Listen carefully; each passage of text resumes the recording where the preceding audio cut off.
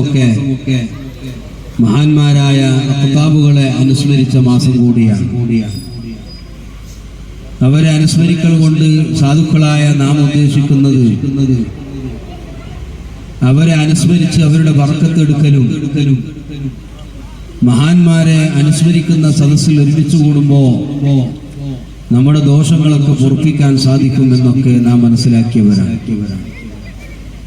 അതിൻ്റെ പുറമെ നാളെ മഹ്ശറിലെത്തുമ്പോൾ അതുപോലെയുള്ള മഹത്തുക്കളുടെ ഒക്കെ സഹായവും നമുക്ക് കിട്ടണം. അല്ലാഹു തആല മഹാന്മാരുടെ സഹായം അല്ലാഹു നമുക്ക് ദുനിയാവിലും ആഖിറത്തിലും നൽകുമാറാകട്ടെ.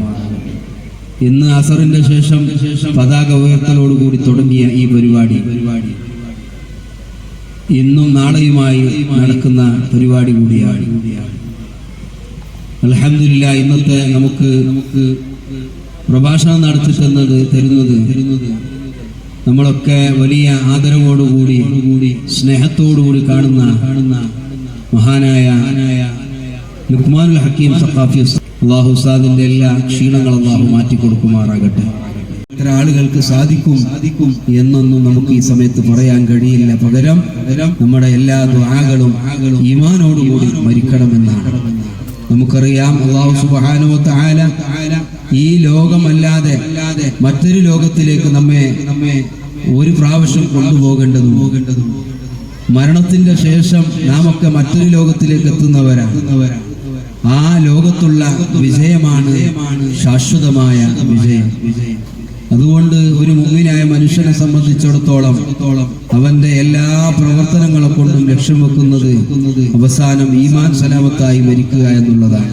അല്ലാഹു സുബ്ഹാനഹു വ തആല ഇതുപോലെയുള്ള മജ്ലിസിന്റെ ബറക്കത്ത് കൊണ്ട് മഹാന്മാരുടെ ബറക്കത്ത് കൊണ്ട് നമ്മുടെ ഒക്കെ ആഖിബത്ത് അല്ലാഹു നന്നാക്കി തരുമാറാകട്ടെ.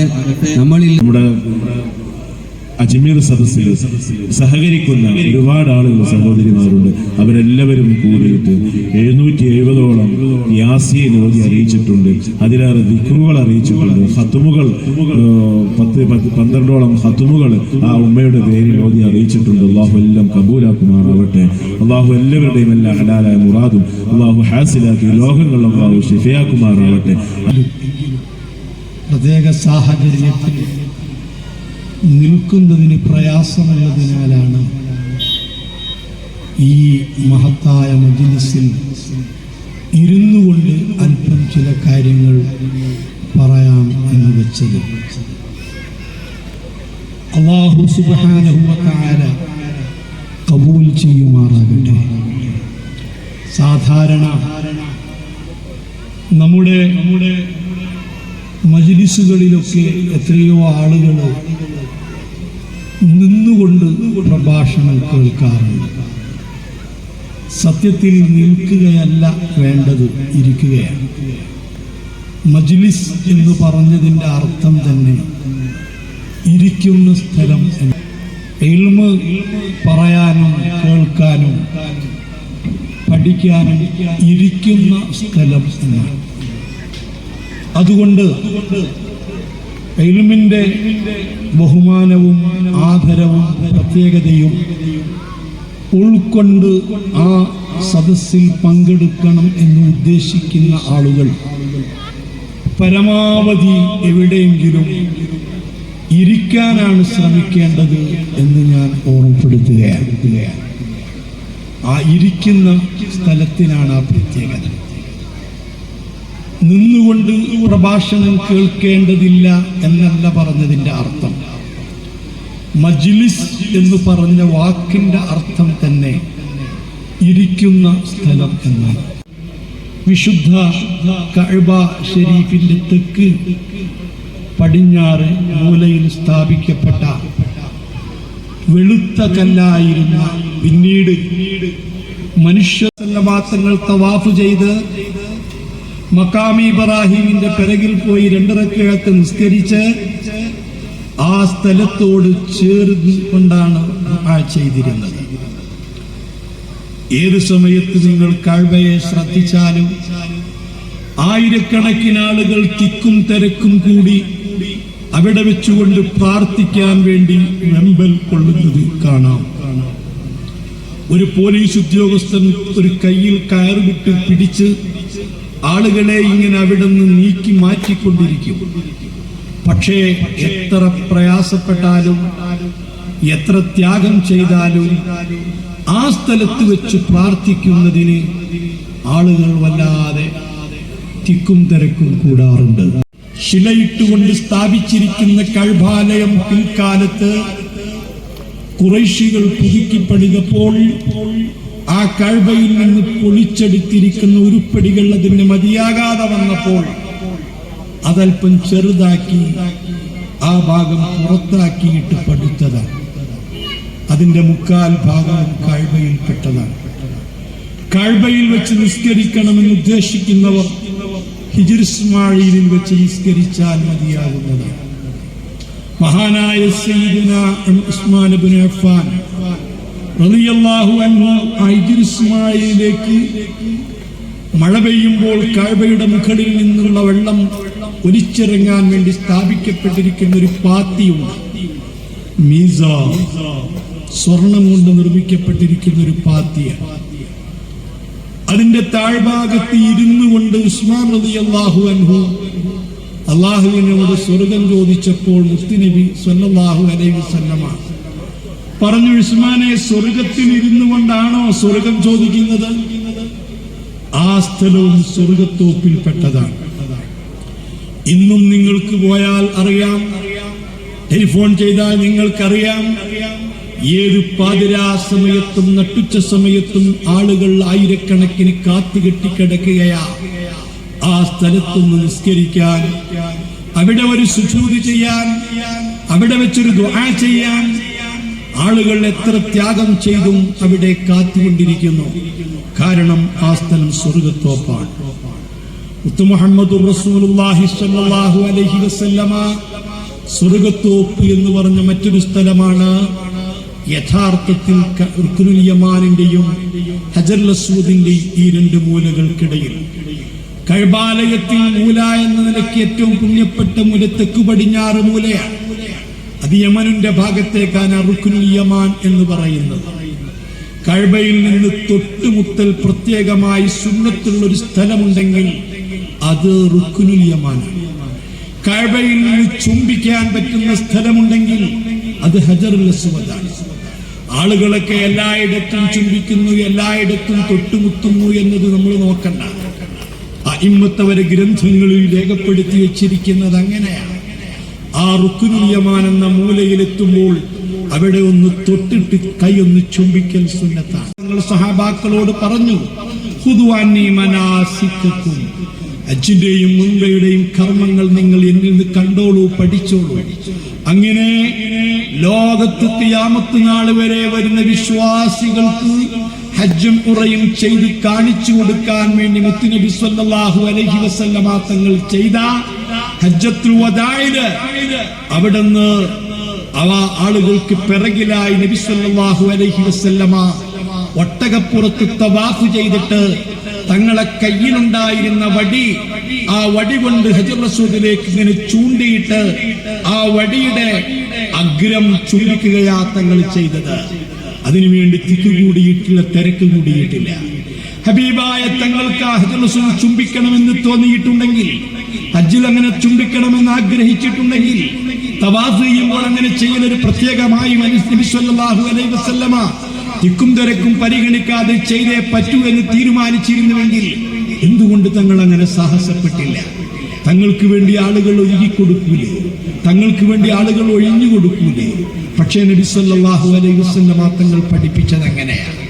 ഇരിക്കട്ടെ, ഈ റുക്നുൽ യമാനിന്റെയും ഹജറുൽ അസ്വദിന്റെ ഇടയ്ക്കുള്ള സ്ഥലവും സ്വർഗത്തോപ്പാണ്. പിന്നീട് ലോകത്തൊരു സ്വർഗത്തോപ്പുണ്ട്. ആ സ്വർഗത്തോപ്പ് ഏതാണെന്നറിയുമോ? ഹബീബായ മുഹമ്മദ് റസൂലുള്ളാഹി സ്വല്ലല്ലാഹു അലൈഹി വസല്ലമ തങ്ങൾ പറഞ്ഞു, മാ ബൈന ഖബരി വ മിൻബരി റൗദത്തുൻ മിൻ റിയാദിൽ ജന്ന. എന്റെ വീടിന്റെയും അഥവാ എന്റെ ഖബർ ഷരീഫിന്റെയും എന്റെ മിൻബറിന്റെയും ഇടയ്ക്കുള്ള സ്ഥലം ചിന്തിക്കണം. എന്റെയും എന്റെ വീടിന്റെയും എന്റെ മിഹ്റാബിന്റെയും ഇടയ്ക്കുള്ള സ്ഥലം എന്നല്ല പറഞ്ഞത്.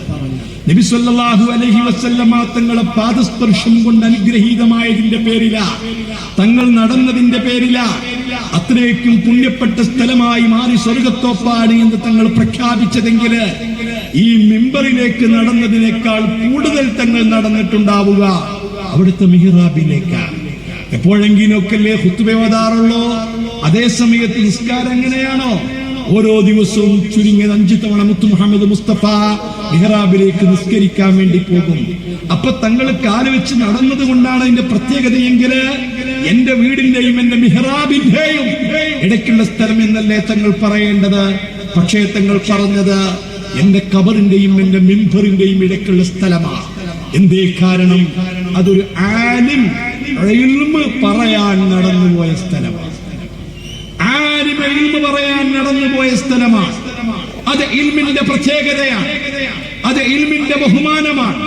അത് ഇൽമിന്റെ ആദരവാണ്. ആലിം ഇൽമ് പറയാൻ വേണ്ടി പടങ്ങുന്ന സ്ഥലം. അതുകൊണ്ട് ഇത് നമ്മൾക്ക് തിരിച്ചറിയുകയാണ്. മസ്ജിദുൽ നബവിയുടെ തിരക്കിലും വിട്ട് 90, 95, 100 വയസ്സ് പ്രായമുള്ള ആളുകള് വീട് കിടക്കുമ്പോൾ വീണ്ടും പ്രാർത്ഥിക്കുന്നത് മനം നൊന്തുകൊണ്ട് പറയുന്നത് ഒരിക്കൽ കൂടി ഇവിടെ വരാൻ നീ തൗഫീക്ക് നൽകണമേ എന്ന്. എത്രമാത്രം ചൂട് കഠിനമായ സന്ദർഭത്തിലാണെങ്കിലും 4-5 മണിക്കൂർ കാത്തുകെട്ടിക്കിടന്ന് അവിടെ സപ്പായിട്ട് കാത്തുനിന്ന് ആ പുണ്യപ്പെട്ട സ്ഥലത്തേക്കൊന്ന് പോകാൻ, അവിടെ ഒന്ന് നിസ്കരിക്കാൻ, അവിടെ വെച്ചൊരു ദുആ ചെയ്യാൻ, അവിടെ ഒന്ന് മുത്തിമടക്കാൻ ഇത്രയും താല്പര്യപ്പെടുന്നത് മുത്തുനബി സല്ലല്ലാഹു അലൈഹി വസല്ലമ തങ്ങൾ സ്വർഗത്തോപ്പാണ് എന്ന് പറഞ്ഞതിന്റെ പേരിലാണെങ്കിൽ, അത് സ്വർഗത്തോപ്പായി മാറിയത് ആലിമ് ഇൽമു പറയാൻ വേണ്ടി നടന്നുപോയ സ്ഥലമായതിന്റെ പേരിലാണെങ്കിൽ, ആ മുഹമ്മദുർ റസൂലുള്ളാഹി സ്വല്ലല്ലാഹു അലൈഹി വസല്ലമ തങ്ങൾ അതേപോലെ വാക്കുകൾക്ക് വ്യത്യാസമില്ലാതെ, സെന്റൻസിന് മാറ്റമില്ലാതെ അവിടുന്ന് പഠിപ്പിച്ച മറ്റൊരു സ്വർഗത്തോപ്പാണ് ആഖിറു സമാനിലെ മക്കളെ മജ്ലിസുൽ ഇൽം. അല്ലാഹുവിനെ കുറിച്ചും അല്ലാഹുവിന്റെ റസൂലിനെ കുറിച്ചും ആഖിറത്തെ കുറിച്ചും അല്ലാഹുവിന്റെ നിഅമത്തുകളെ സംബന്ധിച്ചും അല്ലാഹുവിന്റെ ശിക്ഷകളെ സംബന്ധിച്ചും അല്ലാഹുവിനെ കുറിച്ച് ഖാലിഖായ സിട്ടാവായ അല്ലാഹുവിനെ കുറിച്ച് ബോധം ഉണ്ടാക്കുന്ന ആലിമിന്റെ ഉഹ്റബിയായ ഇൽമ് പറയുന്ന മജ്ലിസ്, ആ മജ്ലിസും ഇതുപോലെ സ്വർഗത്തോപ്പാണ്. അത്തരം സ്വർഗത്തോപ്പിൽ അല്ലാഹു ഉൾപ്പെടുത്തുമാറാവട്ടെ.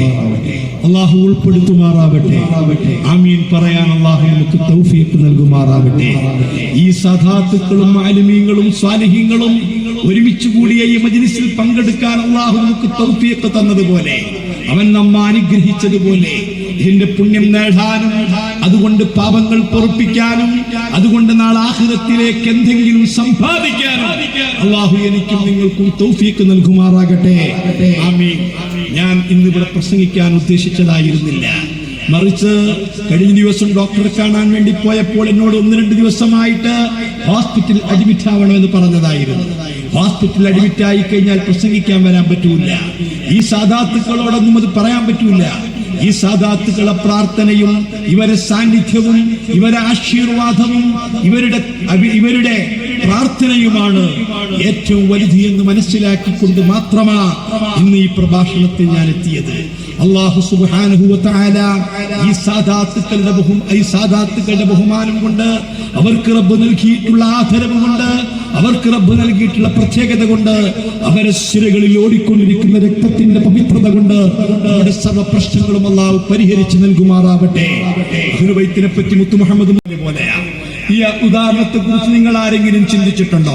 ലോകത്ത് എന്തെല്ലാം വാഹനങ്ങളുണ്ട്. കാളവണ്ടി ഉണ്ടായിരുന്നു, കുതിരവണ്ടി ഉണ്ടായിരുന്നു, അങ്ങനെ തുടങ്ങിയിട്ട് മോട്ടോർ വാഹനങ്ങൾ ഉണ്ടായിരുന്നു, ഇങ്ങനെ ഏതെല്ലാം രൂപത്തിലുള്ള വാഹനങ്ങൾ ഉണ്ടായിരുന്നു. എന്നാൽ ഈ ഭൂമിയിൽ ആദ്യമായിട്ട് ഉണ്ടായ ഒരു വാഹനമുണ്ടെങ്കിൽ അത് നൂഹ് നബിയുടെ കപ്പലാണ്. അതിനുശേഷമാ ലോകത്ത് കാളവണ്ടി വന്നത്, അതിനുശേഷമാ കുതിരവണ്ടി വന്നത്, അതിനുശേഷമാ കഴുതവണ്ടി വന്നത്, അതിനുശേഷമാ മറ്റു വാഹനങ്ങൾ മുഴുവനും വന്നത്. ലോകത്ത് ആദ്യമുണ്ടായിട്ടുള്ള ഒരു വാഹനമുണ്ടെങ്കിൽ അത് ബഹുമാനപ്പെട്ട നൂഹ് നബി അലൈഹി സ്വലാത്തു വസ്സലാമിന്റെ കപ്പല. ഇന്നും നിങ്ങൾ ചിന്തിച്ചു നോക്ക്, കപ്പലിനെ പോലത്തെ ഒരു വാഹനമുണ്ട്, കപ്പലിനെ പോലത്തെ വിശാലമായ യാത്രാ കപ്പലുണ്ട്, ചരക്ക് കപ്പലുണ്ട്, ടൂറിസ്റ്റ് കപ്പലുണ്ട്, യുദ്ധവാഹിനി കപ്പലുണ്ട്, ഫ്ലൈറ്റ് പോലും വന്നിറങ്ങാൻ സംവിധാനങ്ങളുള്ള കപ്പലുണ്ട്. എത്ര വലിയ കപ്പലുകളുണ്ട്! എന്നാൽ ആ കപ്പൽ പോലത്തെ ആ ഏതെല്ലാം രൂപത്തിൽ നിങ്ങൾക്ക് കപ്പലിനെ കുറിച്ചറിയാം, ഏതെല്ലാം രൂപത്തിൽ നിങ്ങൾ കപ്പലിനെ മനസ്സിലാക്കിയിട്ടുണ്ട്. ആർഭാടമുള്ള കപ്പലുണ്ട്, എല്ലാം കൊണ്ടും തികഞ്ഞ കപ്പലുണ്ട്. ഏതെങ്കിലും 10, 12, 18 മണിക്കൂർ ഇനിയും നീണ്ട കര കാണാൻ യാത്ര ചെയ്യാനിരിക്കുന്ന ജംബോ ജെറ്റ് ഫ്ലൈറ്റ് എങ്ങാനും അതിന്റെ ഇന്ധനമോ മറ്റോ തീർന്ന് അർജന്റായിട്ട് ഇറങ്ങണം, എവിടെയെങ്കിലും ഇറക്കണം എന്ന് ഉദ്ദേശിച്ചാൽ ആദ്യം ചിന്തിക്കുന്നത് കടലിൽ കൂടി നീണ്ട സമുദ്രത്തിൽ കൂടി പാറിപ്പറക്കുന്ന ഫ്ലൈറ്റ്. ആദ്യം ചിന്തിക്കുന്നത് എവിടെയാ ഒരു കപ്പലുള്ളത് എന്നാണ്. ആ കപ്പലിന്റെ കൊടി ഏതാണെന്നാ. എന്നിട്ട് ആ കപ്പലിന്റെ കപ്പിത്താനുമായി ബന്ധപ്പെട്ട് ഇത്രയും വലിയ ഫ്ലൈറ്റ് ജംബോ ജെറ്റ് ആയിരക്കണക്കിന് ആളുകളെയും കൊണ്ട് അല്ലെങ്കിൽ ചരക്കുകളുമായി പോകുന്ന 10, 18 മണിക്കൂർ ഏറിയും കര കാണാൻ വേണ്ടി യാത്ര ചെയ്യുന്ന ആ ഫ്ലൈറ്റ് അത് ലാൻഡ് ചെയ്യുന്നത് കപ്പലിന്റെ മുകളിലാണെങ്കിൽ നബി സല്ലല്ലാഹു അലൈഹി വസല്ലം വെറുതെ പറഞ്ഞതല്ല, ഈ അഹ്ലു ബൈത്ത് കപ്പൽ പോലെയാണെന്ന്. ഈ അഹ്ലു ബൈത്ത് കപ്പൽ പോലെയാണെന്ന് വെറുതെ പറഞ്ഞതാണെന്ന് തോന്നിയോ? ഈ ലോകത്ത് എല്ലാ ചെറിയവർക്കും വലിയവർക്കും പണ്ഡിതനും പാമരനും സാധാരണക്കാരനും സർവ്വ ആളുകൾക്കും നീറുന്ന പ്രശ്നങ്ങൾക്കും പ്രതിസന്ധികൾക്കും പ്രയാസങ്ങൾക്കും അവരുടെ മറാപ്പുകൾ എത്തിവെക്കാൻ